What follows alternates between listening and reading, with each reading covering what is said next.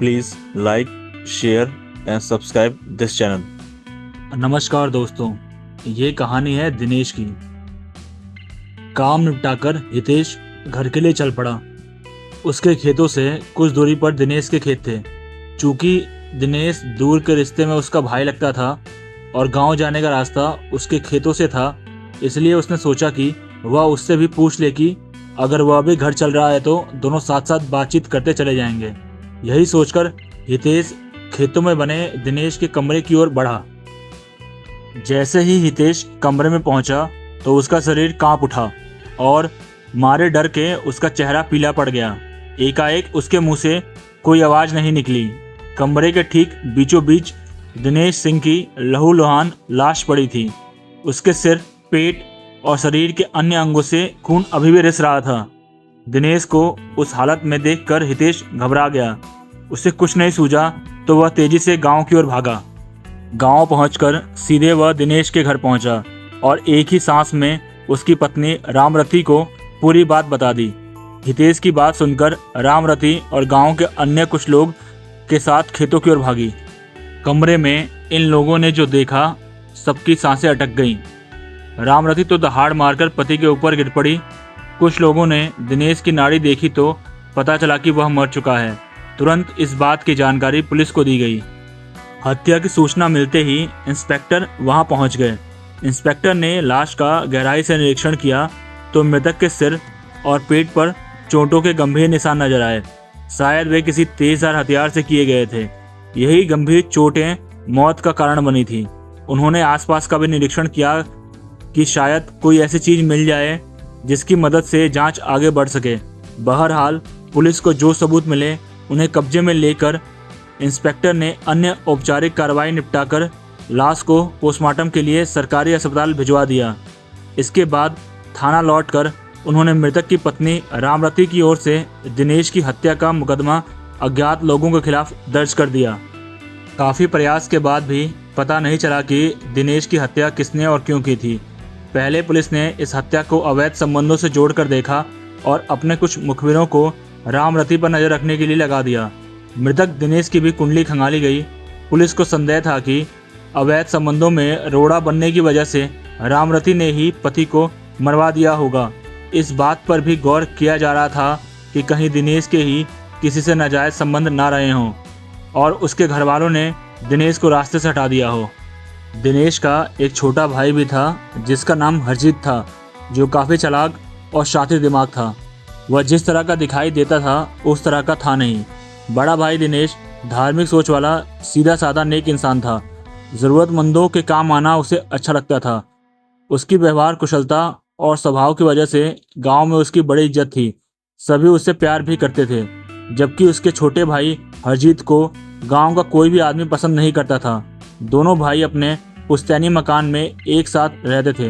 Inspector ने मृतक की पत्नी रामरती और गांव वालों से पूछताछ की। सभी का यही कहना था कि दिनेश की किसी से ना कोई दुश्मनी थी। वह सबके काम आने वाला इंसान था। लोग उसकी बहुत इज्जत करते थे। मुखबिरों से बात की गई तो उन्होंने बताया कि मृतक और उसकी पत्नी रामरती का चरित्र एकदम साफ था। ना तो मृतक के किसी औरत से नाजायज संबंध थे और ना ही रामरती की किसी अन्य मर्द से बोलचाल थी। दिनेश पूरा दिन अपने खेतों में व्यस्त रहता था। फालतू बातों के लिए पति पत्नी के पास जरा भी समय नहीं था। मुखबिरों ने यह भी बताया था कि यह काम किसी बाहरी आदमी ने किया है। इंस्पेक्टर ने मृतक के रिश्तेदारों तथा अगल बगल के गांव वालों से भी पूछताछ की, लेकिन इसका भी कुछ नतीजा नहीं निकला। हर किसी ने मृतक की तारीफ ही की, किसी ने उसके खिलाफ एक भी शब्द नहीं कहा। जब इस मामले की जांच आगे नहीं बढ़ सकी तो इंस्पेक्टर ने इस मामले को चुनौती के रूप में लिया। उन्हें लगता था कि कहीं कोई ऐसी बात है जो उनकी नज़रों के सामने नहीं आ रही है। इंस्पेक्टर ने मृतक के छोटे भाई हरजीत को बुलाकर पूछताछ की तो उसके बयानों में तमाम बातें विरोधाभासी मिलीं। वह किसी भी सवाल का सीधा जवाब नहीं दे रहा था। वह हर बात को घुमा फिरा कर ही कहता था।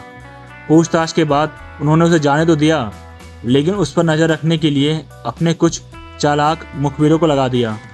2 दिनों बाद ही मुखबिरों ने हरजीत के बारे में जो सूचनाएं दी उसे सुनकर इंस्पेक्टर को लगा कि अब हत्यारे उनकी पहुंच से ज़्यादा दूर नहीं हैं।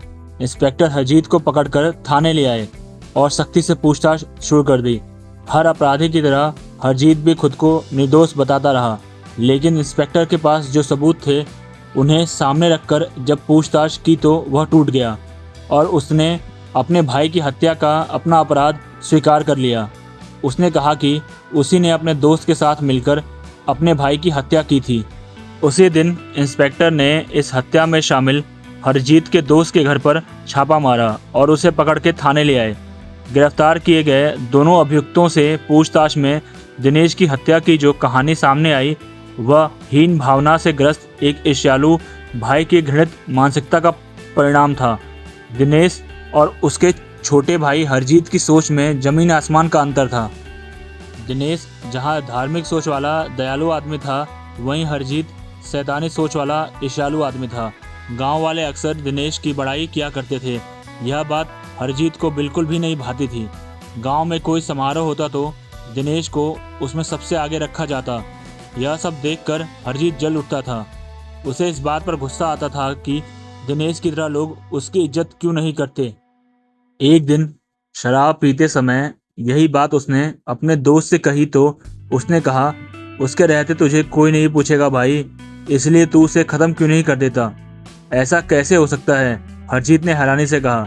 भाई बढ़िया आइडिया दे रहा हूँ, तुझे भाभी भी बहुत अच्छी लगती है ना, कब से तू उसके पीछे पड़ा है, लेकिन वह तुझे हाथ नहीं रखने दे रही है।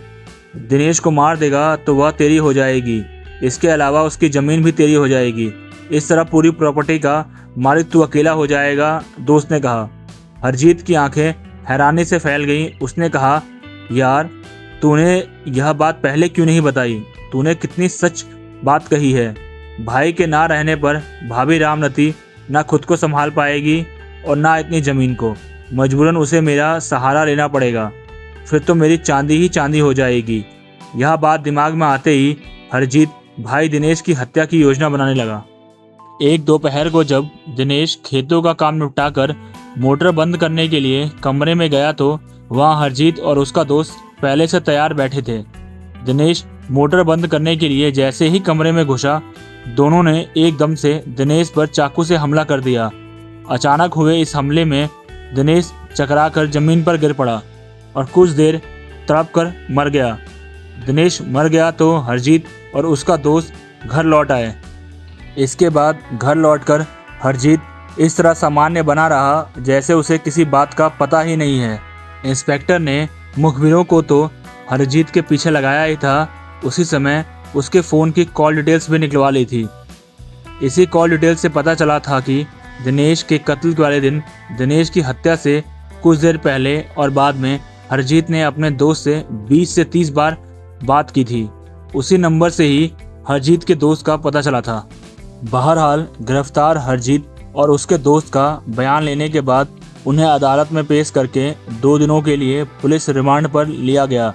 रिमांड के दौरान हरजीत की निशानदेही पर हत्या में उपयोग किया गया चाकू बरामद कर लिया गया। Thanks for watching.